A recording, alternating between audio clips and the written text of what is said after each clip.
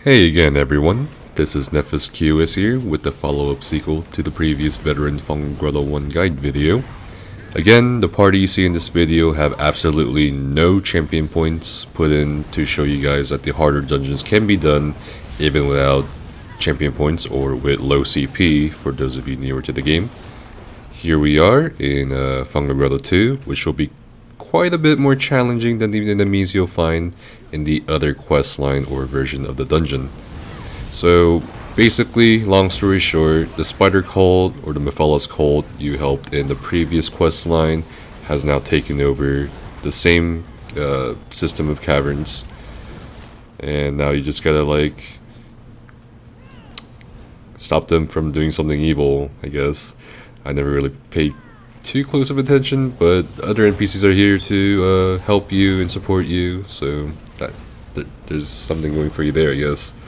So, as you immediately notice, the mobs in here are a lot harder to kill, and they hit a lot harder as well. So you want to be careful. Make sure your tank is aggroing them before you aggro them if you're a DPS or a healer.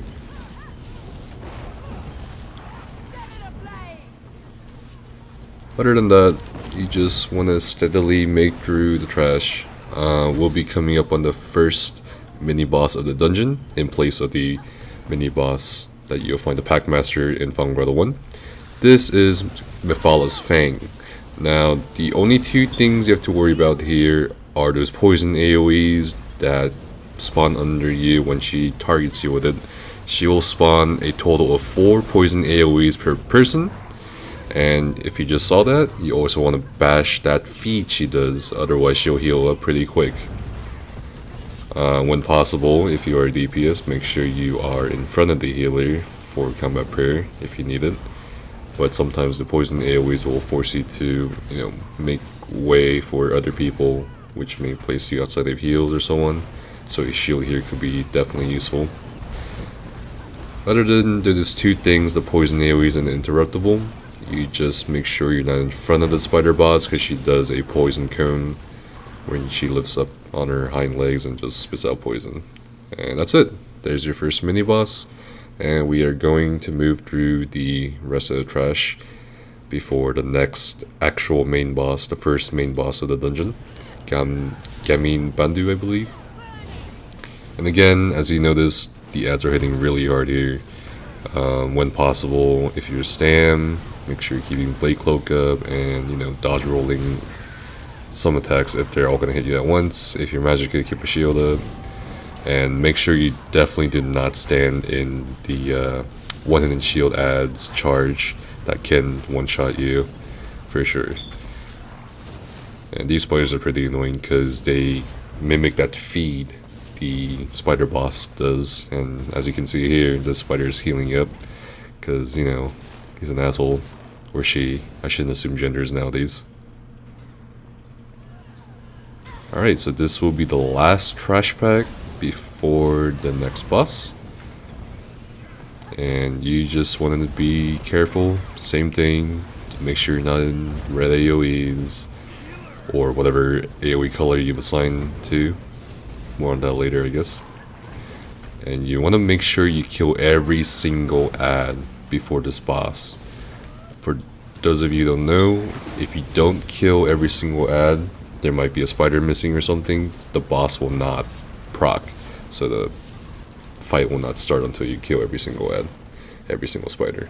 That's why you see me just focusing these spiders really hard. Alright. So now the first main boss of the dungeon has started. You just kind of wait for her to make her entrance. Those 4 guys are channeling their souls into her or something. And now they're gone, and then you just burn her. Make sure the tank's standing still and blocking her heavies. Now there's 2 mechanics this boss does, or rather 3. The first thing she does, she just did, which completely fucked me over and I didn't see it like visually on the screen. She tossed a purple orb onto the tank, which tethered the tank to me. Now, if you don't move far away enough from each other to break that purple tether, one of you will probably die. And now the second mechanic she just did, you guys just saw on the screen, was these 4 shades. Oh, she's doing it again. These 4 shades pinning a random group member down. And the other DPS in the party actually did the right thing. He didn't res me, he didn't do anything. He just focused his DPS on one of the shades. To break the pin, you only have to kill 1 shade of the 4. And the third mechanic she does is this thing where she splits up into 4 shades that freely move around. And you just burn that away. And as you saw, the tether needs to be broken, otherwise one of you will probably die, or both of you could die, potentially. And remember, kill 1 shade out of the 4 to break the pin. You don't have to kill all of them, so make sure you and the other DPS is focusing 1 shade. If you're the healer, there's nothing much you could do. You just keep up your healing springs and so on. If you get pinned, pray that the DPS have enough damage. And honestly, that's pretty much it for this boss fight. You always want to make sure she's in your damage over time effects, and you just steadily finish the fight. And that was Gemin Bendu. This boss actually provides a challenge for many new groups, because the tether thing is like, oh, I don't know. It's something you have to figure out on your own. It's not really told to you. There aren't really any in-game tutorials telling you, hey, when this happens, do that. You just kind of have to figure out along the way. In fact, a lot of the in-game knowledge we have on this game comes from players rather than the game itself or developers. So yeah, you'll encounter a new type of ad in the caverns up ahead. They're like white black shades or obsidian soldiers. They're basically like Nightblades. They will ambush you and stun you, and they will do this big AoE that will stun you unless you block it. And you just want to make sure you're not in their little whirlwind AoEs, and just want to kill them as you go. They are definitely a high priority ad to kill. Everything else is kind of whatever. The mages can hit pretty hard. The spiders, if they all attack you at once, can hit pretty hard. But the obsidian soldiers can be a pain.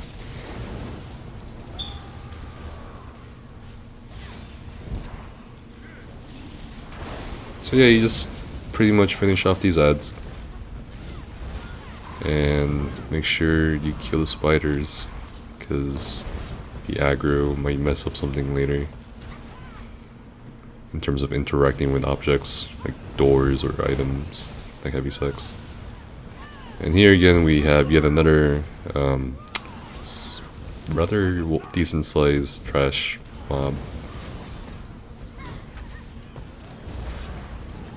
And you just pretty much want to kill this. And as you notice, there's an obsidian shoulder over there. Soldier. I keep saying shoulder. Jesus.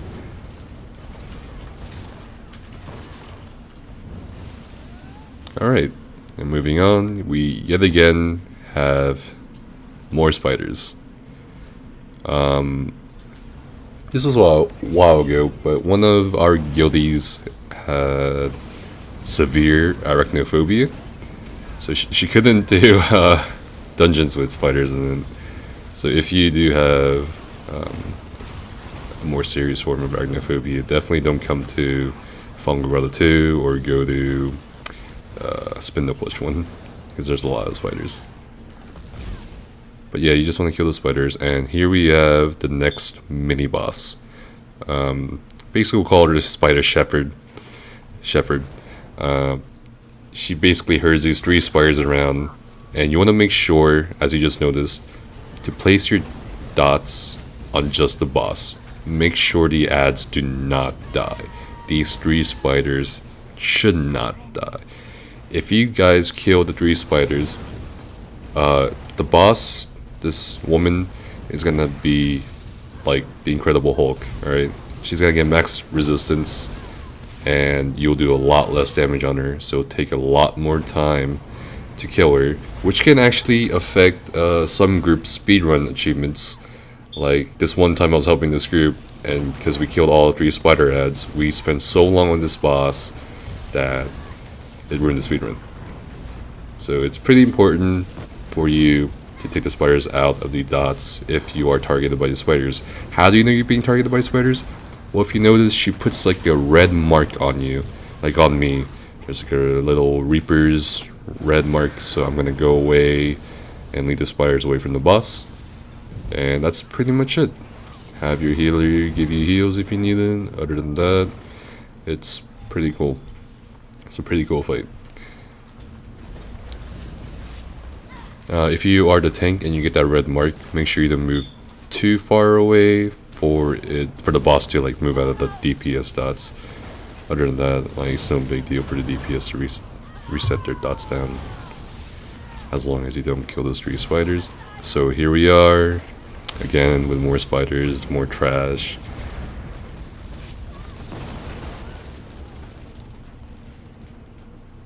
And yet another group of outstanding individuals whose interest in spiders is a big threat to Tamriel.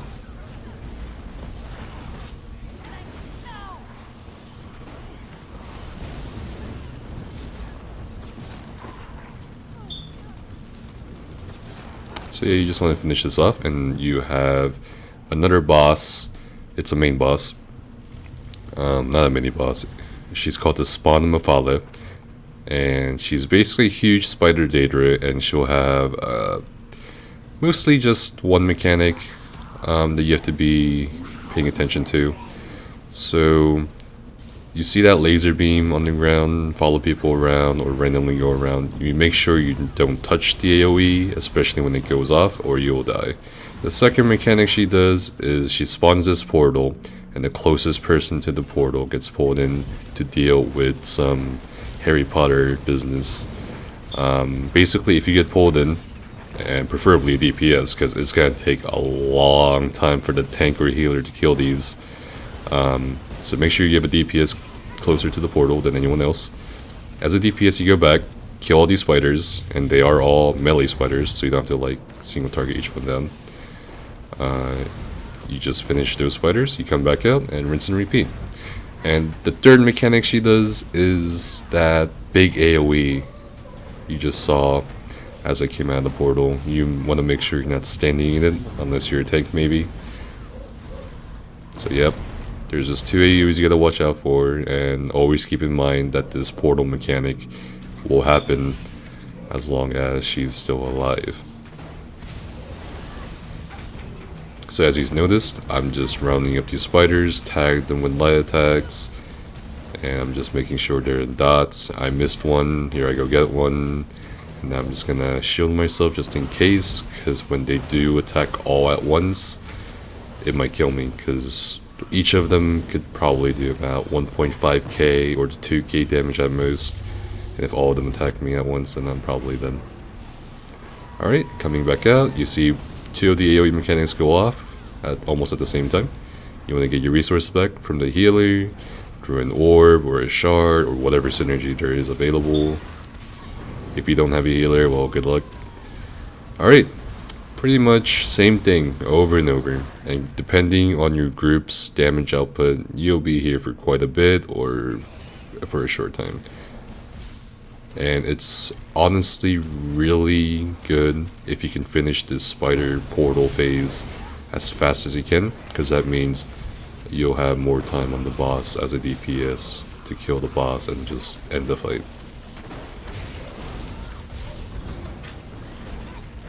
And there we go, there's the last spider. Go through the portal, pulls you through, and you just blow this boss away. And make sure you're not standing in any of those big AoEs. One thing I forgot to mention was that she'll sometimes do this move where she turns around away from the tank, targeting another player. That's not tauntable, so don't blame your tank. So she'll basically like do a web attack that sends you flying across the floor. I suggest if she's looking your way suddenly, just dodge roll the web attack and you won't get stunned. What will happen though sometimes is if you get caught off guard, you just get knocked back into that laser beam AoE.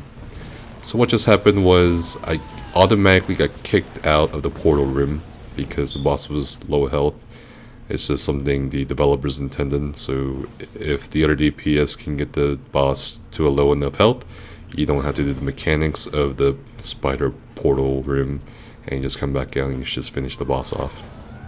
So we have more obsidian shoulders, warriors, soldiers, whatever here, and you just want to kill them as you go. Make sure you block their big fear AoEs if they come up. Sometimes they do it, sometimes they don't, depending on how long they live.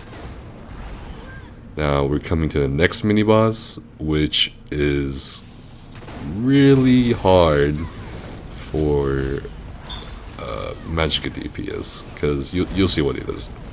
Basically, he sucks the life out of you along with your Magicka, but not your stamina. So if you went in on a max orc like me, and you're not going for a speedrun, maybe you could log out and switch over to a Stam Sork. Who knows? I'm just mostly kidding about that part. There's a couple ways most groups do this. You don't want to aggro those ads you see on the sides of the room, so some groups take it up here to kill him, or they just all go down there and kill him at the little altar he was at. So, as you just saw, my Magicka just completely got fucked. It's constantly at 0%. You want to make sure you're not in close proximity to his melee spinning AoE, otherwise you might die. As a healer, you want to make sure you're conserving your Magicka. If you're a tank and you're helplessly watching your teammates die to that tether, you could try going a more DPS setup to help finish the fight faster, or at least make sure your heroic slash or minor maim is on the boss, and you want to make sure you watch out for his heavy attack, which can send you flying away, which might aggro one of those ads on the side. It's just better to not have those ads during this fight, because you already have this awful experience of heavy attacking as a Magicka build forever until he dies. And you don't want to deal with an ad that could potentially fear the healer as they are healing the group during the life-sucking tether phase. But yeah, this is pretty much the fight. This is like pretty ridiculous as a Magicka build. You just kind of have to like grit your teeth and power heal through the fight and heavy attack a bit. And on one note, he seems to do it, each phase seems to get faster and faster, so towards the end of the fight, he might be doing a lot more tethers frequently. Now, it doesn't matter who here takes that obsidian husk or relic, whatever. And for this part, you guys have two choices. You guys can just run past these ads. You can kill them if you like. There is a specific achievement in this dungeon to kill 100 of them on your character's lifetime. So if you want to kill them, go for it. But for this group, we decided just skip it. There's no real need to actually kill them. And I did cheat a bit here as a Smirk. And they will relentlessly hunt you. And make sure you don't you have enough health to survive that fall at the end there. Now again, as I mentioned before, it doesn't matter who has that thing a group member has to pick up to initiate the last boss fight. It could be you, it could be the tank, but any of you can talk to this NPC I'm going to talk to here and initiate the fight, as long as one of your group members has the relic in their possession. Alright, so while we wait for these two to come down, I'm gonna start talking to this guy. And pretty much, if you're gonna go for the hard mode fight, you don't touch or go into this purple bubble shield. It basically protects you from her life-sucking tethers on the group, which you just saw from that last mini-boss, Dark Dawn. And you want to stay really close to each other as a group, because as you saw, she ports to 3 random people forming these big black circles. Now if you were all spread out and disorganized, these 3 black circles, which grow really huge, are just going to be everywhere. If you are the tank, make sure you have a ranged taunt or inner fire. If you are a DK tank, you can use dragon wings or reflective scales to reflect your projectiles back at her, which does help group DPS. And remember guys, red is bad. Make sure you don't touch the circles. Make sure the healer is healing through her life-sucking tether. And again, if you want the hard moon and you want those 2 undaunted keys, when you turn it in, if this is a pledge of the day, do not touch or go into the purple shield the NPC set up for you. All the purple shield does is basically nullify this tether she does on the group. Your healer, if you have one, should definitely be able to heal through that. If they can't, then we have a huge problem, Houston. I would just tell the healer to kill himself or herself, Kappa. But yeah, it's really nice to be a ranged DPS, ranged magic DPS for this fight. As you can see, if you're a melee, you'd probably be just spamming bow light attacks and then say caltrops and do some DPS while the circles are small. And that's pretty much it. It's rinse and repeat for this fight. You just want to make sure you're being healed through all the damage and you don't go into the circle. The circle actually does more damage as it grows bigger. So you definitely don't want to touch that circle when it's full size. Towards the end of the fight, when she's about to die, or under around 25 to 30% health, she'll turn black. Not like skin color black, but like a shadow black. And what happens is she starts changing up the rotation and the mechanics. So as you guys see in the video, she first ports to 3 people, makes these circles, then tethers. So we'll see it again. She just ported 2 of us, 3 of us I mean. And these circles are out here. And she's gonna tether soon after a couple light attacks on the tank. And she'll tether. If you can manage to kill her right as she's about to start changing up the mechanic order, you'll see a brief glimpse of it towards the end, but we didn't see it in this video. But yeah, that is basically Veteran Fungal Grotto II. Congratulations